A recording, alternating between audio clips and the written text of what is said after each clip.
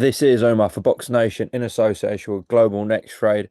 After a huge weekend in Las Vegas for the sport of boxing, Canelo Crawford was a fight to behold, and obviously there's been implications for your man Hamzah Sheeraz, and we'll get stuck into all of that. But unfortunately, we have got to start with the real tragic passing of Ricky Hatton. And I say tragic because everyone within boxing, and it's reached wider than boxing as well, Frank, is feeling it because he was just such a loved guy in and out the ring, Frank. Oh, it was dreadful. It's tragic. Um, as you say, he had a much bigger audience than the boxing audience, and quite rightly so. He was a character. He'd been on Dancing on Ice and other TV shows. He was well loved, man of the people. I mean, he was a man of the people. He's with the people. Sometimes a little bit too much with drinking, having a drink with them, but they loved him. They loved Ricky, and as a fighter, he's one of Britain's great fighters. Whatever way you want to look at his career, when he won the world title, when he won that world title against Costa Tzu at that moment in time was ranked number one pound for pound best fighter in the world, and he went into that fight as a massive underdog. And we planned that and we worked on that fight for 18 months to get it and strike at the right moment. And as I say, he went into it as an underdog, but he looked like the champion from the first bell. And Johnny Lewis, who was his trainer, Cos's trainer, pulled him out in the 11th round, quite rightly so. Really good bit of corner work. And Ricky, that was his big night. That was for me was the pinnacle of his career and cemented his legacy. Yeah, definitely. When you think of Ricky's wins, I think the signature win is that Costa Zoo fight. The other thing that springs to mind when you think about Ricky Hatton is taking 20,000 fans to Las Vegas. I don't think we'll ever see that again, Frank, with a fighter. No, but when you think about it, when he signed with me, he was 18, he came with Billy Graham and his dad. We sat down, worked the deal out. I managed him actually to start with, as well as promoted him, and that was the start of it. And I think he said he sold three or four tickets for his first fight. And by the time he went out for the fight with Floyd Mayweather, it took 20 odd thousand, maybe 30,000 people flew out there with him. I mean, that is some mark of his stature and the love for people that people had for him in boxing. In the ring, he was exciting. He delivered every time. He was never in a dull fight. Really, really, really exciting fights, atmospheric. And it's unfortunate for him that he was in the era of Floyd Mayweather and Manny Pacquiao as far as being fighters, not as far as the earnings, the money, fortunes from it, but the fact that he was in that era, because they would be two modern day greats or great fighters in any generation. And had they not been around, I believe he'd have reigned as a champion for many, many, many years. Another thing with Ricky Hatton as well is when we talk about the best British fighters of all time, the obvious ones spring to mind in Calzaghe and Lennox Lewis and Naz, but Ricky always gets mentioned in that sort of top five list. Well, they should do. As I say, as a massive underdog, he beat the number one pound for pound fighters in the world. And how many people do that? How many fighters do that? That's what he did. He went out there and he done the business in style, and he should be mentioned in the same ilk as them. He done something, for example, that Henry Cooper, who's another well-loved fighter, never done. He won a world title. And he's a he was a nice guy, and the public loved him. I've not heard one bad word from anybody about. Never. I mean, when we went our separate ways, it wasn't.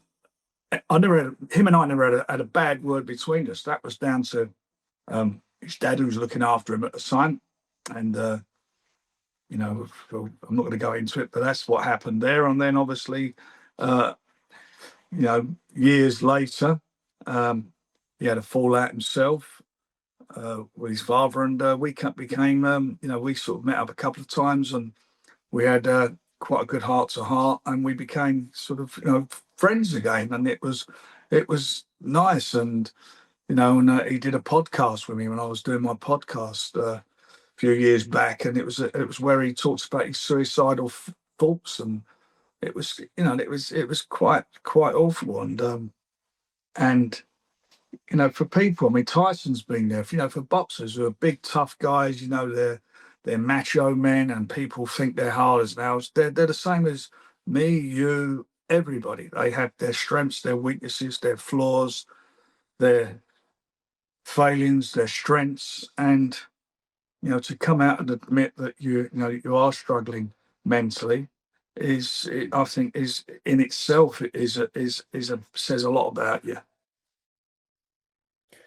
Frank, we saw Eubank Senior yesterday say that fighters need to be looked after post career, etc. What did you think about what he was saying? Well, it's said promoters and TV companies. Look, there are lots of fighters. There's over the years there's some it's got to be thousands of fighters over the year. Some fighters make lots of money, some don't. Some are successful. They're like people from all walks of life. Footballers. I can think back over the years with footballers, big names that spread to also come to mind. People like George Best. You can look at people like Stan Bowles. They all had problems as well when they left their sports. There are organisations that help people, with mental health problems. There you've got your doctor, you have your families, everybody there who sees them on a daily basis are there for them. But it starts with the fact that the person himself must want to go and see the therapist or the doctor, whatever it may be. And it's not one visit and you're cured and it's a remedy. It's something you have to work on, and it's very difficult. And obviously, Ricky went into the Priory. I remember when he was fighting a couple of fights before the fight that he had with Costa Zoo. I remember we had a press conference in London, and I think John Rawling, who's John's a commentator at that time, he was writing for the Guardian, and there was a few stories floating around about Ricky, drinking, and it's the first time it came to my attention. And I sort of, after the press conference, sat him down. I asked John to come and sit there and just go with me, and listen to what I was going to say to him. I said to him, look, it's press are there. There's a couple of people, a couple of newspapers want to run a story about you and boozing. I said, but let's try and do something about this. And John sort of backed me out and said, look, I know one of my ex-partner, his sister actually was one of the founders of the Priory, and we talked about that, and he said, yeah, he said, let's we'll do that. And then I remember the next day I rang his dad and told him, and his dad then called me back and they said they're going to leave it, and whatever happened, and that was it. And if somebody won't do it, you can't make them. You can't force them to go and do it. But whilst he was training and he was working hard, he wasn't drinking. I stood up with Naz whilst Naz was busy, and we kept him busy. He weren't piling on the weight. As soon as he stopped fighting, he stopped. He didn't train, so he piled on the weight, and then you're training to get the weight up. And what happened with Ricky was, he became very popular. He was doing after dinner speaking, and I think some of that, those late nights and whatever didn't help. And obviously, the big fallout he had after the court case he had with Billy Graham, and the fallout with his family, I think that just pushed it all over the edge for him. Okay. Did you hear anything more in his more, recent years?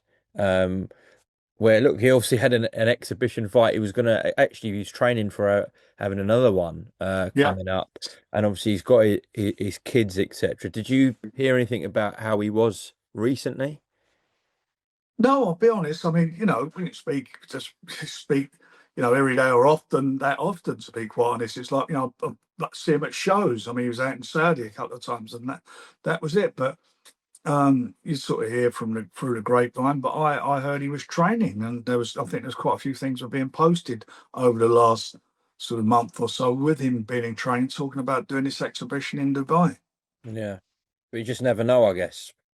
Well, I mean, the fact that Paul Speak, who looks after him, apparently, well, I know it was Paul who went to the house because he didn't show up for training and the flight that I had booked. That tells you he obviously was in a mind to be going to Dubai for, I think they're doing a press conference or whatever they were going to do it. So they must have all thought it was okay at that point in time. Yeah. You would assume. I mean, I don't know that. I mean, they only know they only they know the answer to that. What's your fondest memory of Ricky? Signing him because he's a cheeky chappy. I knew he would do the business. I just knew it, and he was a good amateur.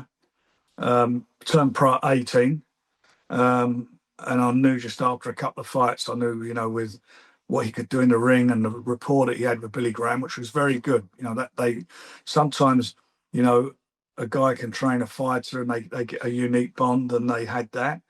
And I think that with what I brought to the table, which was the matchmaking and and I think picking the right fights at the right time, it worked, and it was a really really good combination, and obviously my memory, I suppose the biggest memory of him is. Well, two biggest memories. One, winning that world title, because that the culmination of all our efforts between us all, and obviously his skills and what he delivered in the ring of being a successful night. And I think the podcast I did with him on my podcast, because he was,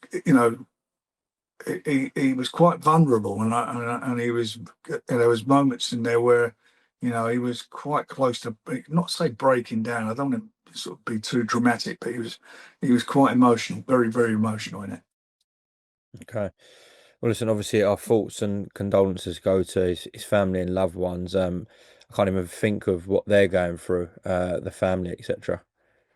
Well, it's dreadful, isn't it? I mean, you just hope that memories, the fond memories and the good memories they have of him will give them some comfort for their tragic and sad loss. We've lost two really good fighters from the UK in the last couple of weeks, Joe Bugler and Ricky. It's very very sad. It absolutely is. May you rest in peace. Frank, as I said at the start, it was a huge weekend in Las Vegas. We saw Terence Crawford putting a masterclass against Canelo Alvarez. Did you see it like that? A masterclass? Yeah, I did. I mean, I in my preview for the fight in the column I did. I said a good big un would always beat a good little un, and I went on to say that I don't think they are the fighters they were. But I got so that was up. So I said with my head, I'll go with Canelo. And there's another adage in boxing, a good boxer always beat a big puncher. And to be honest, in the fight, I just felt that Canelo didn't look. He actually, it was like watching him against Scully, but an aggressive Scully, if you know what I mean. The boxing skills that he's got, Crawford, you know, were he boxed extremely well, and he was moving well. He showed the slick skills. He obviously was comfortable at the weight where I thought that Canelo was relying on loading up, and he wasn't throwing combinations. He was hardly throwing jabs, and he just boxed extremely well. And then as it went down towards the end of the fight, he was standing with him and he was trading with him, and he just done a job on him. And I thought he boxed extremely well, and thoroughly deserved his victory. Yeah, I guess what was most impressive about this was I know Crawford had a fight at 154, which was two weight classes below, but really for ages he'd been campaigning at welterweight. So essentially he was going up three weights Jumps up, against yeah, it a jumps up. generational great. That's why I felt that it would be a good big and against a good little one, because it was only that fight in between against. It was a good fight. What's his name? Madrimov. Madravanov. Good fight, but he only had 12. I think it was 12 pro fights. So he did extremely well, and I really did feel that I think Crawford excelled, but Canelo, he didn't look. He certainly didn't look. He's been a pro for 20 years, and it catches up, and that's what happened. How did you score it? Because two of the judges had it 115, 113, which was very close. No, I went with the other judge. Yeah. Yeah. Yeah, I thought he won it by a good 4 rounds. Hmm. The other thing was that we saw that, that viral image that was going around where Crawford landed a big shot on Canelo and seemed to really sting him, and hurt him in perhaps a little bit. He did. He did. It was a good shot. He caught him. He caught him with a very solid shot. Do you expect Terence Crawford to stay at super middleweight, Frank? I don't know if he's going to fight again. I mean, they talk about can better be have come down a weight. First of all, he's got to see what happens with him and Anthony Yard in November. We don't know, do we? You mean Benavidez, Frank? Benavidez. What do I say? Better be up. Old geezer, I told you. It's catching up with me. I'm gone as well. Yeah, whether he can come down, I don't know whether he can or he can't. But there's a fight there. I think with Hamzah, be an interesting fight. Yeah, let's break it down then. So, I mean, you're correct. If Crawford does decide to carry on and does decide to set super middleweight, I don't really see actually any big fights apart from Hamzah Sheeraz. If you take a Canelo rematch out the equation and Benavidez stays a light heavyweight, that would be that. Honestly, how would you see Hamzah getting on with Crawford? I think it's a tough fight. But I think it's a good fight. The good thing about Hamzah is that he's young. He's not a shot fighter. He'd go in as the underdog, but I'd give him a good shot. He can punch. And you see what he did in his last fight. If he fights like he did in his last fight, he'd give him a tough time. It's a really, really good fight. It's a really good fight. I think if Canelo carries on, I'd do that one in a heartbeat. Right, that was going to be my next question. I've just seen His Excellency post a picture with Canelo, and he's talked about in His Excellency, this is that, we've got a couple of fights left in our deal. Obviously, Canelo, if he wants to retire, he'll retire. But if he does carry on and there's millions, multi-millions of dollars on the table for him to do so, Canelo Sheeraz, is that the fight you really want for Hamzah? Yeah, I'd like to do that fight. Yeah, absolutely. How does it go? I think he'd give him a lot of problems now. He'd be too young, too fast for him. I know the plan was February in Riyadh for that fight, but I'm not sure if that will happen with Canelo going straight into a fight coming off a loss. Well, he's going to fight. I think if he fights on, those fights have to take place in Riyadh. That's What, what in it is. February, yeah? If it's February or whenever, I think they're Riyadh season fights. Would you say there's more of a chance that it's Canelo Sheeraz next rather than Crawford Sheeraz, yeah? I don't know yet. His Excellency's arrives this week, and we'll be meeting him, and no doubt that's on the agenda. Yeah, I'm sure that'll be top of the list. Okay, the other scenario, Frank, is we saw Christian and Billy on the undercard of the Canelo Crawford card, who's a WBC interim champion. And if Crawford does decide to move down or retire and he vacates his belts, in Billy, as I said, is the WBC interim champion, and Hamzah's #1 with the WBC. So there I'll you do go. that fight. Do that. And Billy's a tough guy. He's got a good work rate, but he ain't hard to hit.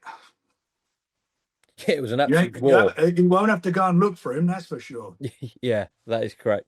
But the good thing for Hamzah is the three names I just mentioned there in Crawford, Canelo, and Billy. Fine. He's in a great, unique, and a great position. And he's a very competent fighter himself, and there's some great matches to be made.